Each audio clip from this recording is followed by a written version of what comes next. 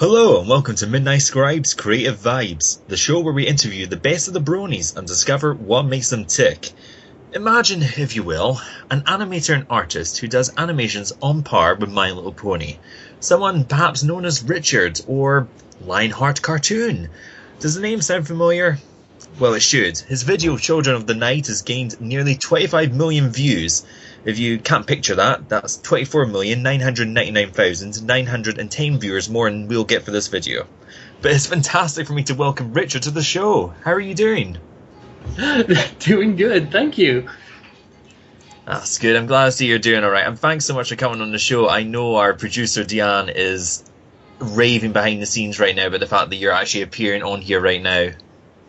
Well, thanks for having me. It's awesome. It's been a while since the last podcast, and I'm surprised that I was asked for another one. Still, I'm very happy to be here. Well, it's great to have you on. I mean, have you been out of the scene for a while then, or has it just been a quiet period? I haven't been out. I've just been really quiet. There's been a few waves in the community, whereas if someone makes a pony video, will it be well received by the powers that be and what have you? So I try to do more things, but it's just a bit more quiet now. Well, that's fair enough. I mean, you can't overload yourself too much. You're mentioning there about waves in the fandom. I mean, what is your opinion on fandom? I mean, obviously it has a kind of direct impact in terms of what people think of your work. Well, most of what I would do, fan art is essentially made for the community and for those that enjoy the same things that you do. So I can't really go too far outside of what they like, but at the same time, if I don't do what I like or what I think they'll like at the same time, I might as well not do much. But with life being the way it is and having a day job and all of those things, it's difficult to come up with original content of high quality. Not impossible, just difficult. And having to juggle so many projects and try and make sure they all achieve, have a good quality to them, it must be quite hard trying to keep a good balance. The hardest is actually pushing yourself in the right direction. Keeping a quality once you have what you know you can do is good, but pushing yourself makes it even better. One of the little tests that we did, Baby Discord, it was essentially a test. We didn't know it would receive that much criticism, the good kind and the bad kind, mind you, that we went, okay, maybe we should have done something longer, perhaps a bit more complex, but we didn't know. We were testing quite a few things at the time, and we figured, let's use a little Baby D skit and see what happens. And we were pleasantly surprised. I mean, talking about the projects you've done, I mean, I know recently you were working on a project called Heaven's Light, which has kind of gone on the back burners, apparently due to some sort of production difficulties. It's not production difficulties as much as if the project doesn't speak to you or you can't get it done in a way that you feel comfortable with, it keeps sucking up time. It keeps going at the back of your mind going, work on me. And if there's nothing you can give it, it's just a drain on the resources, both yourself and your system. So after a while we decided, well, we can't go anywhere with it. It's just way too complex, and it was a bit out of character for Discord as well, so we decided, let's concentrate on something that we feel will work better than Heaven's Light. Sadly, we had to push Heaven's Light out of the way for another project. So yeah, we did have to ditch Heaven's Light, sadly. Well, I suppose you can only work on the projects that at a particular point happen to inspire you at that point. I mean, obviously, if you're working on a project that isn't, that you can't devote either the time to and also your devotion to, in terms of, being inspired by it, I suppose, it's better to choose the projects you're going on rather than, putting too much time and effort into a project that isn't going to go anywhere. Definitely. You want to give something good, both for yourself and for the people that are going to see it, especially for a community that as awesome, even if sometimes sleepy, as the MLP fandom. It's a really great community, and it's fun doing things for those guys. When they want to say something, they usually say it, for the good and the bad, and even if there is bad in it, there's always something to learn from it. Like, don't do this next time, But spending energy on the right project, yes, definitely you have to do this. Again, Heaven's Light being the way it was, it didn't feel right. If you don't get what I call the feel, you might as well put it on the back burner and go back to it later, or just drop it entirely and focus on something else. We are focusing on something else, so that's the good thing, and it's still in the MLP bracket. Well, there's one thing I've noticed is that, I mean, you seem to be part of quite a few fandoms in some way or another. I know, from what I've seen, you've been part of, obviously, My Little Pony. I know you've done some Team Fortress work. I know there's been a bit of Kim Possible on the side elsewhere. You seem to have, I mean, a lot of great franchises there, but you seem to have gravitated mainly into sort of doing pony art and the animation. I mean, what's drawn you into that community in particular? The animation or the ponies? Both, actually, in terms of how did you come to be a fan of the show, and then how did you then come to be part of the fandom?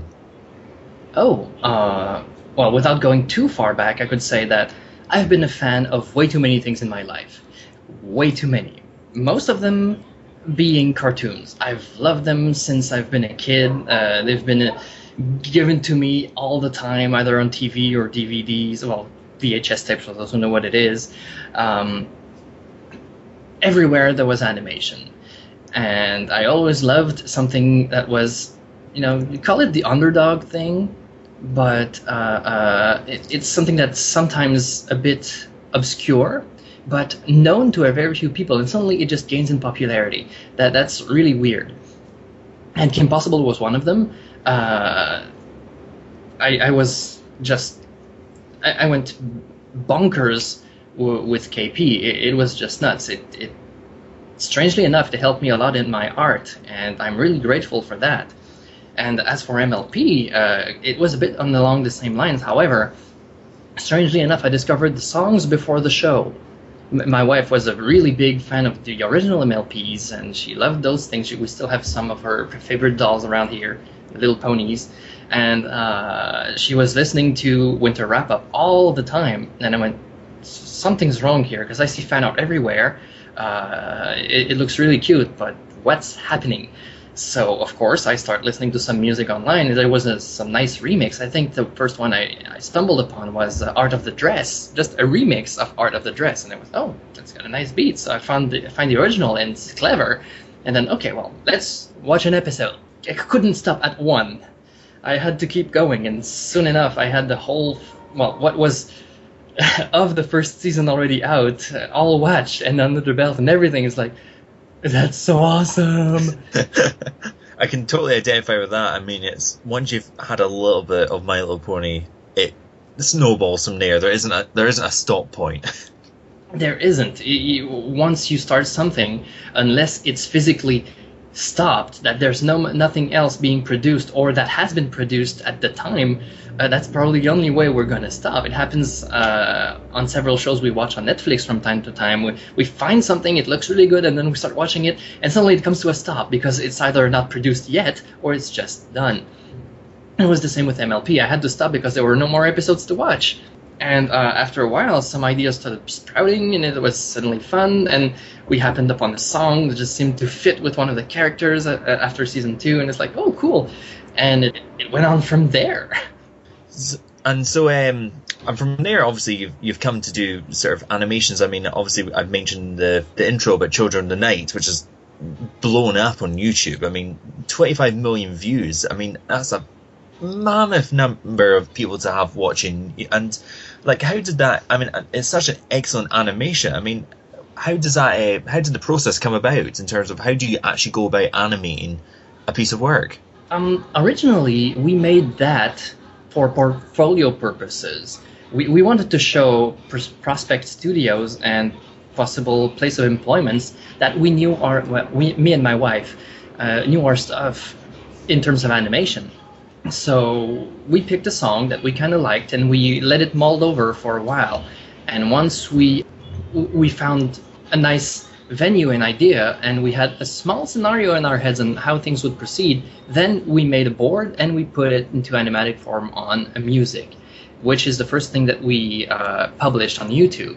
That thing got out of hand fairly quickly. And by out of hand, I mean we had 1 million views before we knew it. It was everywhere, from Equestria Daily to Reddit. I think it even went 4chan or something like this, it's called. Anyway, it went on most of the major social medias, and it just exploded. At first we thought, hey, let's finish this for BronyCon, and we went, no, I don't think it would have been possible, even in the best of cases. There was so many things to figure out, because we were still figuring out things as we went. We even have, in the blog that we made is still up there, if you want to check it later on, as to how we went about making and producing that particular animation. We essentially used all the main processes that are used in actual studios and showed our step-by-step process for those who were interested, and went on from there. And once it was posted,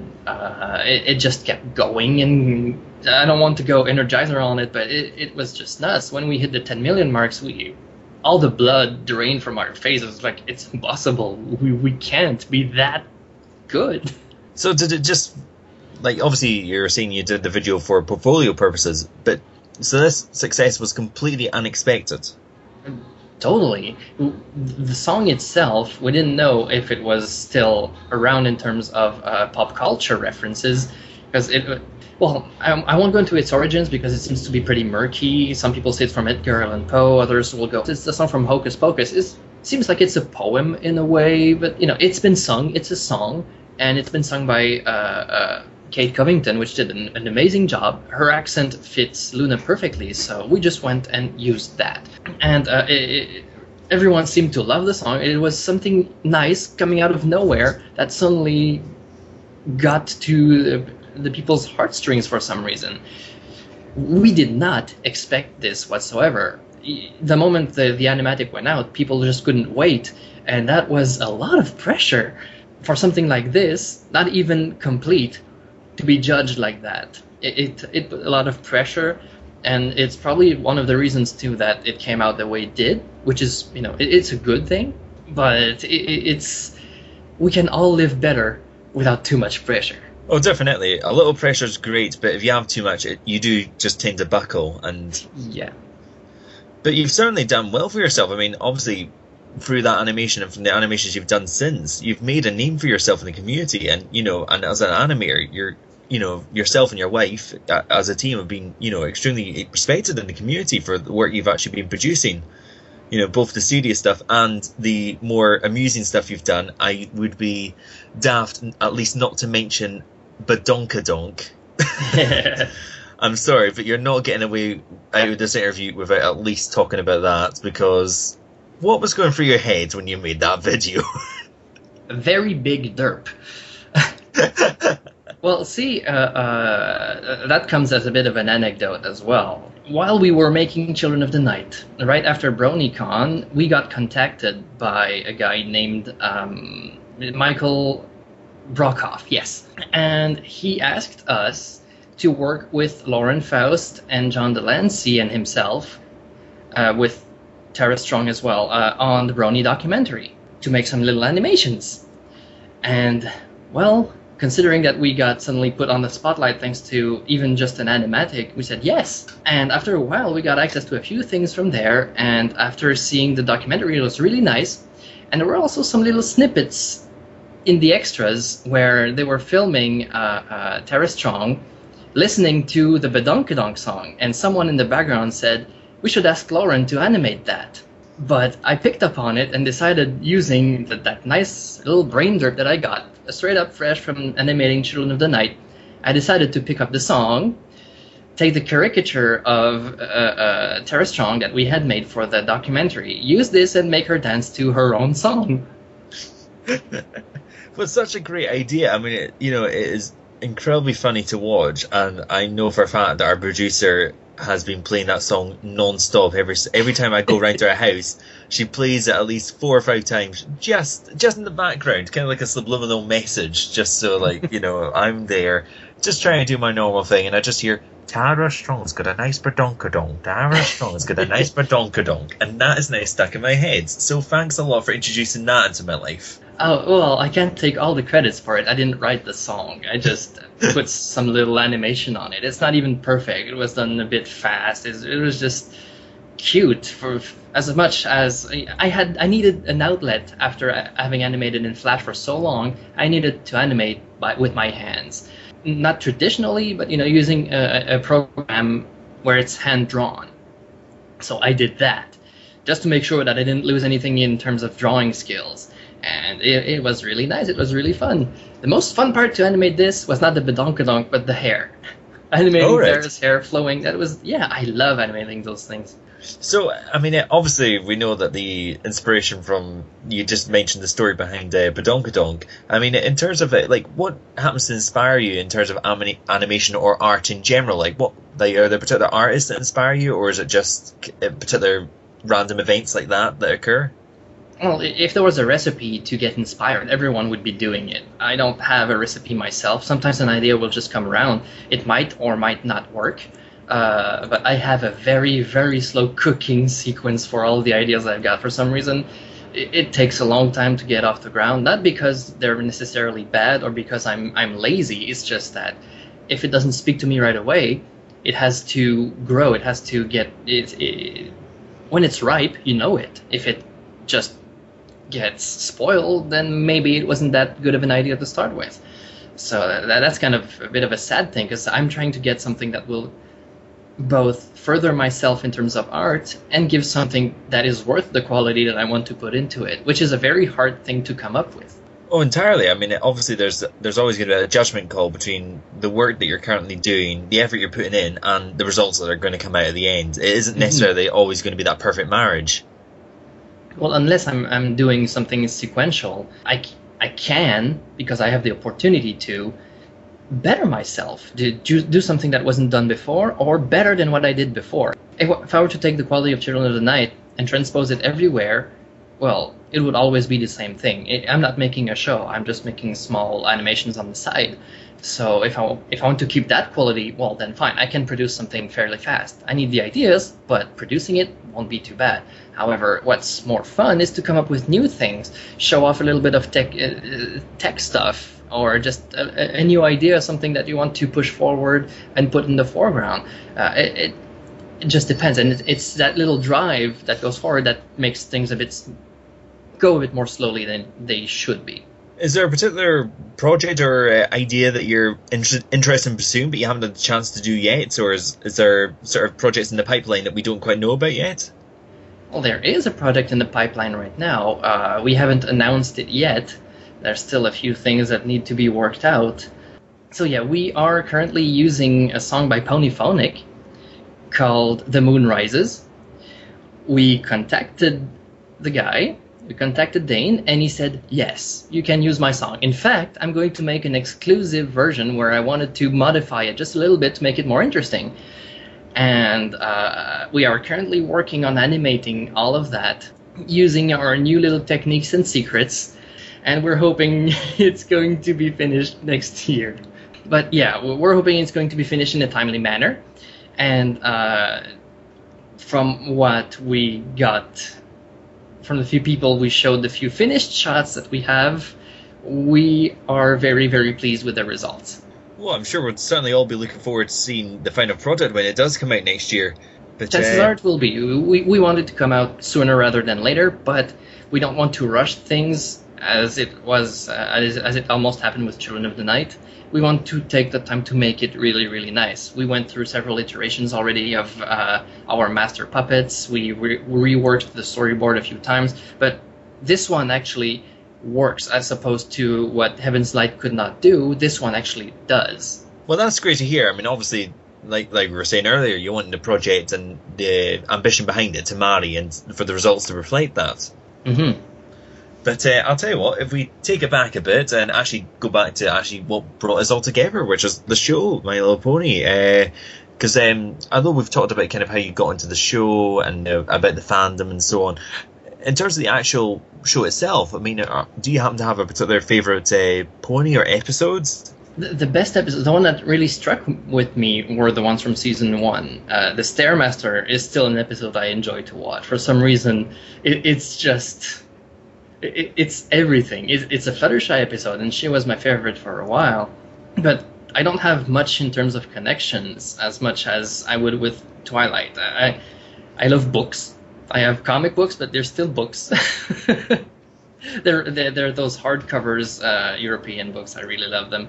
And I'm a bit scientific, somewhat methodical. I try and think things through before doing stuff. Even though I don't exactly go lesson zero, I usually favor the scientific approach to a lot of things. So while Flutters is a really cute one, and used to be my favorite because she's cute, there's not as many connections with her as Twi, before she became all princessy and stuff.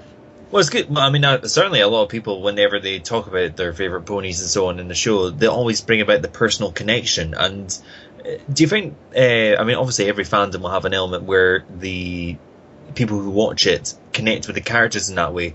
Is there anything in particular that's special about this show for yourself in relation to other shows, or is it more kind of each show brings about its own particular magic for yourself? Well, let's say that for a while it was very difficult to find a show that was both clever, intelligent, and connected with so many people. I mean, it was not just there was a lesson in there, but it was not just the typical formula to push it through. They were very, very clever about it, and that's what was interesting, as opposed to a lot of other kids' shows, which are very in your face and not very subtle, and they lower the quality because they figure, it's for kids. And this one didn't seem to take it like that. At least when Lauren was on it, it didn't seem at all like it was made to be something dumbed down for the kids. It didn't really talk down to them, which was very interesting because, well, it's a family show. It should be enjoyed by everyone, and it was. It's not the same with the new seasons, but the way I see it is always a cycle. It's got ups and downs, and then it can only go up again. But that's what drew me to it originally, the fact that it was so clever, as opposed to other shows. Well, you mentioned there just before we were talking about that, about the particular qualities of yourself that you saw in Twilight, and you're mentioning about how sturdiest you are, about your love of comics and reading. I've also heard on the grapevine that apparently you're quite the gamer. I'm a very selective gamer. I've been around for a while, and I've played a lot of games. And whatever comes out lately, let's say in the past 10 years, is a rehash of a previous something that was already existing.